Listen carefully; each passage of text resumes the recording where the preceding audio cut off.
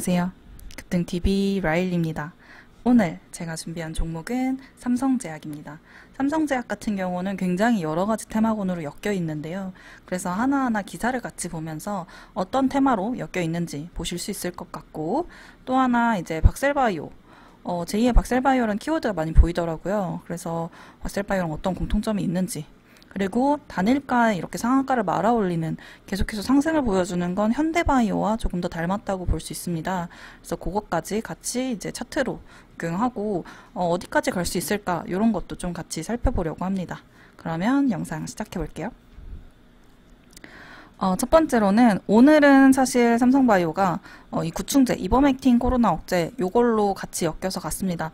보시다시피 기사는 4월 달이죠. 그래서 이미 있었던 이슈라는 거는 전에 영상에서도 브래드가 촬영한 영상에 이 이버맥틴 4월 달에 한번 했던 거라는 얘기를 했었고요. 그때도 삼성제약이 여기에 보시다시피 있죠. 그래서 요걸로도 같이 엮여 있고요. 또 하나는 최근에 상한가를 갔던 건 이 리아백스의 재판매 가능성이 생겼기 때문인데요. 요거 관련해서는 제가 다트랑 그리고 관련한 기사를 같이 가져왔고, 또 그 전에는 이 바이알 관련주라고 해서 이제 접종 테마가 있었을 때 삼성제약이 그 유리병을 생산한다고 해서 요걸로도 한번 특징주로 엮인 적이 있습니다. 그래서 요것까지 다 같이 한번 살펴보도록 할게요. 굉장히 여러 테마가 엮였기 때문에 여러모로 봐도 좀 편하죠? 어느 걸로 다시 내려오더라도 다시 오를 수 있는 가능성이 있기 때문에 이렇게 한 번에 한번 정리를 해두시면 좋을 것 같습니다. 그래서 요거는 코로나19 억제 효과라고 해서 이제 올라갔었고요. 그래서 성장 억제하는 연구 소식에 주목을 받아서 요걸로 한번 올랐었고, 여기서 보시다시피 삼성제약은 구충제를 생산하고 있습니다. 알벤졸정. 그러니까 명확하게 이버맥틴을 만드는 건 아니지만 구충제라는 그 테마 안에서 같이 오른 거기 때문에 이렇게 보시면 좋을 것 같고, 그런 거로 치면 노터스도 비슷하게 그렇게 올라갔겠죠.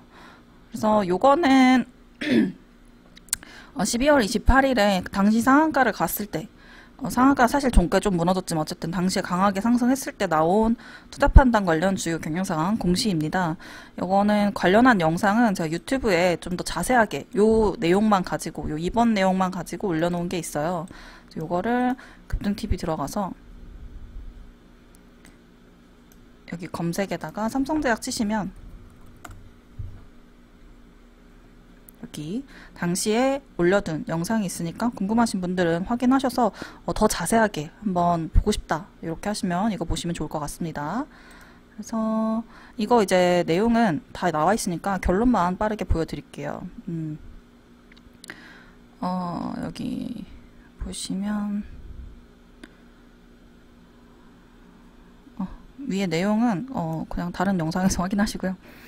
본 임상시험에서 종합하면 GV1001은 췌장암 환자에게 안전하게 투여할 수 있는 약제이며, 투여했을 때, 그러니까 지금 기존에 사용하는 거에다가 같이 투여했을 때 그냥 투여한 거에 비해서 통계적으로 유의한 차이를 보인 것으로 확인되었고, 이에 따라 절제 불가능한 췌장암 환자에서 항암요, 이거 지금 쓰고 있는 표준 항암요법을 기반으로 한 병용 투여 시의 유효함은 통계학적 그리고 임상적 유의미를 표현한 포괄적인 논의가 필요하다. 그래서 논문 만들 거라고 했고요. 이렇게만 하니까 좀 너무 짧은 것 같네.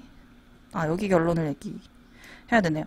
결론은 이 병용 투여한 대조군이랑 추가 투여, 그러니까 같이 한 거죠. 하나는 기존에 쓰는 것만 넣고 하나는 여기에다가 GV1001을 추가로 투여했을 때, 이걸 했을 때는 안전성에서는 크게 다른 건 없었지만 이상 반응이나 이런 것도 다 CTCA 그레이드 1 or 2, 그러니까 그 1 또는 2에 해당했다고 하는데, 여기서 1 내지 2 같은 경우는 크게 특별하게 위험하지 않았다라고 보시면 되는 그레이드라고 생각하시면 됩니다. 그래서 안전성 결과도 뭐 확인되지 않고 투여할 수 있다. 여기서 보시면 췌장암 환자에게 안전 가능하게 투여할 수 있는 약제로 판단이 된다. 그리고 단독 투여한 것보다 생존 기간이 향상되는 경향을 보였다. 사실 췌장암 같은 경우는 걸리고 나서 이제 좀 낫는 게 굉장히 어려운 그런 암입니다. 그래서 이렇게 계속해서 중앙 생존 기간이 향상이 된다고 하면 살아있을 수 있는 확률이 조금 더 길어지는 그 효과가 있기 때문에 이건 굉장히 긍정적이라고 볼 수 있고요. 관련한 거로는 이게 근데 한번 이 리아백스가 허가 취소를 나가면서 가처분 신청을 받은 전력이 있습니다. 그래서 이게 삼상 결과가 굉장히 좋게 나왔을 때 이 재판매 가능성으로 주가가 굉장히 크게 폭등을 했는데요. 같이 읽어보시자면 이게 가처분 신청서를 법원에 제출할 예정이라고 밝혔는데 원래는 2015년 3월 13일에 조건부 허가를 식약처로부터 획득을 했습니다. 그래서 5년 이내에 삼상을 완료하고 결과 보고서를 제출하는 조건이었는데 이게 5년이 지났는데도 이제 삼상 결과 보고서가 안 나와서 법원에서는 어쩔 수 없이 이제 직권 취소로 행정처분을 내릴 수밖에 없었는데요. 기간이 만료가 됐으니까.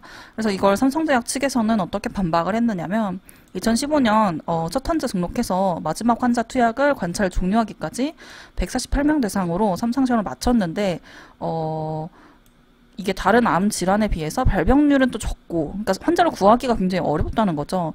적은데다가 이 환자를 모집 요건을 충족하는 환자 또한 적어서, 그러니까 이미 모집단 자체가 적으니까 그 안에서 원하는 표본을 꺼내내는 것도 좀 어려웠겠죠. 그러다 보니까 기간이 어쩔 수 없이 지연이 됐고, 불가피하게 이제 이미 치료를 하고 있는 그런 환자의 추적 관찰 기간을 또 봐야겠죠. 이미 하고 있던 거니까 좀 다르잖아요. 처음부터 하는 게 아니라서. 그래서 이제 허가 기간 내 분석까지는 완료하지 못하게 됐지만 이게 고의적으로 내기 싫어서 안 내게 아니라 근데 모집이 좀 불가피해서 어쩔 수 없이 나도 빨리 하고 싶었는데 그럴 수 없어서 이렇게 된 거라서 지금 가처분 신청. 그래서 이게 이제 또 혹시 모르죠. 주식을 가지고 있는 주주분들은 너네 삼상 결과가 안 좋아서 내지 못한 게 아니냐 이런 오해를 할 수도 있고 그렇게 이제 생각을 할 수도 있기 때문에 여기서는 임상 시험 유효성과 무관하다고 강조를 했는데 사실 이미 이렇게 나왔으면 약을 못 팔게 되는 거잖아요. 그래서 이 이슈로 이후에 주가가 조금 떨어지는 그런 경향이 있었습니다. 이 내용도 다 영상에 남아있으니까 궁금하시면 한 번 더 찾아보시면 좋을 것 같고 그래서 이제 결과보고서 작성을 하고 있다라고 말을 하고 그게 이제 나온 게 8월 달에 얘기를 하고 이제 작년 2월에 나왔습니다. 그리고 또 하나가 이제 있었죠. 사실 삼성제약이 바이알 생산력이 있다라고 하면서 요걸로 또 한번 강하게 움직여줬었는데 11월에 그래서 이거는 좀 기억을 하시는 분들이 많을 것 같아요. 요 최장암은 조금 너무 옛날이라서 기억에서 좀 지워졌을 것 같은데 요거 바이알 구충제도 4월이니까 그래서 요거를 보시면은 바이알 생산력 부각의 상승세다. 그래서 이때가 그랬죠. 막 세운 메디칼도 가고 신신제약도 가고 그래서 이 바이알 주사용 할 때 그 유리 용기 그래서 요걸로 접종에 차질이 생길 수도 있으니까 요거로 이렇게 얘기를 나왔었는데 그래서 이제 백신 투약에 필요한 게 기본적으로 이 바이알 유리병 안에 이제 백신이 들어와야 되니까 그리고 고무막에 그리고 그걸 주사기로 뽑아가지고 바늘을 꽂아서 사람을 투여를 해야 되니까 요렇게 가야 되는데 이제 삼성제약이 이걸 가지고 있다라고 해서 연간 최대 8천만 바이알을 생산할 수 있다라고 해서 요걸로 이제 그 당시에 강하게 움직였습니다. 그래서 이렇게 세 가지가 엮여 있고 특히 요 바이알 관련주 같은 경우는 또 눈여겨볼 만한 게 이제 곧 들어오죠. 1분기부터 접종 시작하겠다. 뭐 화이자든 모더나든 아스트라제네카든 어쨌든 주사기로 맞아야 되는데 그러려면 당연히 유리병이 필요하고 그 관련주로는 삼성제약이 있으니까 그거를 같이 살펴보시면 좋겠죠. 삼성제약 차트를 보시면 이렇게 삼성제약이 아니고 삼성제약 말고 이제 신신제약이 오늘 이렇게 반등하는 모습 그리고 세운 메디칼 역시 이렇게 접종 테마를 좀 기다리고 있는 듯한 내려오는 하락세를 멈추고 다시 접종이 이때고 접종 때문에 올랐던 거죠. 접종 테마를 기다리는 듯한 모양으로 추세를 좀 방향을 이제 다시 돌렸습니다 위로. 그래서 이제 삼성제약이 만약에 요거로 엮이든 어쨌든 조정이 나온다면 또다시 바이알 관련주로 엮여서 다시 한번 흐름을 탈 수 있다. 이렇게 볼 수 있을 것 같고요. 그다음에 박셀바이오도 보시면 지금 이제 거래 정지가 됐죠. 내일 다시 풀릴 텐데 지금 가는 놈이 더 가는 예전 같으면은 가다가 한 번쯤 이렇게 고꾸라지는 이렇게 조정이 조금 한 번쯤은 나와줘야 되는데 이제는 장세가 전혀 그렇지 않습니다. 가는 놈 그거 더 간다 이러면서 더 올라타고 또 타는 그런 흐름을 보여주고 있기 때문에 박셀바이오 이렇게 갈 수 있는 거 볼 수 있고 현대바이오랑 좀 비슷한 거는 현대바이오가 요때죠. 어디지? 15일 요때부터 단일가가 들어갔습니다. 여기서부터 여기까지 22일까지 일주일 동안 단일가가 들어갔는데 보시다시피 여기 15,000원짜리가 지금 38,000원까지 크게는 지금 42,000원까지 갔죠. 그러니까 2배 이상 단일가에서 2배를 올려버렸습니다. 그래서 이런 걸로 치면 굉장히 비슷한데 보시다시피 조금 위험하다고 볼 수 있는 거 이게 비슷하다고 생각하니까 현대바이오와의 공통점이라면 단일가 기간에 상한가를 이렇게 말아 올린다는 점인데 그렇게 됐을 때 이게 단일가는 위험하다가 볼 수 있는 점이 바로 거래량, 그러니까 돈이 얼마 안 들어가요. 이걸 상한가 만드는데 돈이 얼마 필요가 없어요. 그래서 상한가를 빨리빨리 쫙쫙 말 수 있는데 그만큼 이게 완벽하게 그 전에 상한가를 말아 올릴 때 필요한 그 금액이라고 해야 될까요?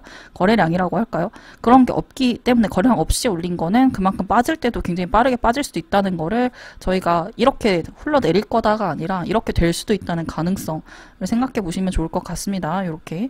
그래서 풀리자마자 바로 나왔죠. 그리고 이렇게 꼭지 패턴 같은 경우는 매도 시점 같은 경우는 이렇게 위에서 처음 두 가지가 있는데요. 첫 번째는 윗꼬리가 이렇게 달리면 그때부터는 조금 안 좋다. 이런 신호로 보시면 좋을 것 같고 그 다음은 장대 음봉이 나옵니다. 꼭지 패턴의 특징은 그래서 이때 탈출하라고 있는 거고 이렇게 꼭지 딸리는데 이거 한번 밀리고 다시 갈 거야 그런 경우는 쉽지 않아요. 꼭지에선 그런 꼭지는 이렇게 계속 올라가는 흐름 추세가 계속 이어지기 때문에 박셀바이오 보시면 계속 안 내려오죠.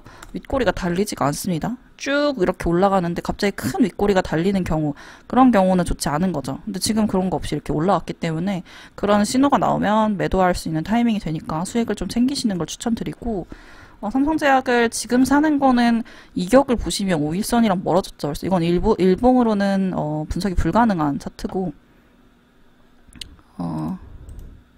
그래서 주봉으로 보시면 이렇게 그래서 주봉도 이렇게 올라왔고 이건 조금 그나마 월봉이 볼만한데 이게 15,000원이 전 고점 그리고 지금 장세는 전 고점을 넘으면 또 더 가요. 계속해서 가는 그런 장세기 때문에 지금 보유하고 계시면 조금씩 익절해 나가시면서 대응하시라는 말을 드릴 수 있을 것 같고 만약에 얘가 진짜로 막 지금 장세에서 진짜 제2의 박셀바이오가 돼서 막 미친듯이 달린다 그러면 15,000원까지도 볼 수가 있겠죠. 15,000원 되시면 또 조금 팔고 그래서 이거를 내가 계속해서 들고 끝까지 나는 먹겠다 막 이런 식으로 가시면은 오히려 조금 지금 장세에서는 먹을 때 진짜 많이 먹겠죠? 하지만 제대로 못 먹을 수 있는 경우도 분명히 생기니까 수익을 조금씩 챙기시는 걸 추천드립니다. 그러면 오늘 영상은 여기까지. 영상 시청해주셔서 감사하고 저는 내일 아침에 또 장전 시황 알려드리고 관심 종목 추천드리러 돌아오겠습니다. 감사합니다. 급등TV 라일리였습니다.